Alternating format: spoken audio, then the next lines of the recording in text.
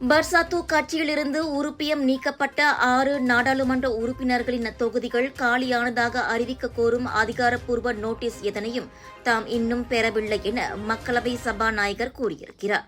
வெளியில் என்ன சொல்லப்படுகிறது என்பது எனக்கு முக்கியமல்ல. அதிகாரப்பூர்வமாக நோட்டீஸ் வந்த பிறகே அடுத்த கட்ட நடவடிக்கை குறித்து முடிவெடுக்கப்படும் என தான்ஸ்ரீ ஜோஹரி அப்துல் கூறியிருக்கின்றார்.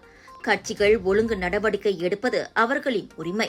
அதே சமயம் நாடாளுமன்ற உறுப்பினர்களின் சுயேட்சைத்தன்மை மற்றும் உரிமை காக்கும் கடமையும் சபாநாயகருக்கு இருக்கிறது. எனவே எடுத்தோம் கவிழ்த்தோம் என என்றில்லாமல் இவ்விவகாரம் மிகவும் கவனமாகவும் நேர்த்தியாகவும் ஆராய்ந்து முடிவெடுக்கப்பட வேண்டிய ஒன்று.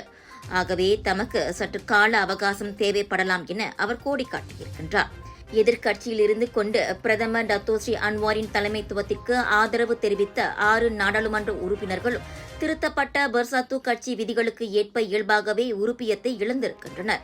எனவே அவர்களின் நாடாளுமன்ற தொகுதி காலியானதாக அறிவித்து இடைத்தேர்தலுக்கு வழி விடுமாறு பர்சாத்து கட்சி வலியுறுத்தி வருகிறது. அதுகுறித்து நோட்டீஸ் சபாநாயகருக்கு அனுப்பப்படும் என பர்சாத்து சார்பில் கூறப்பட்ட நிலையில் தற்போது ஜப்பானில் இருக்கும் தான்ஸ்ரீ ஜோஹரி அவ்வாறு கருத்துரைத்திருக்கின்றார்.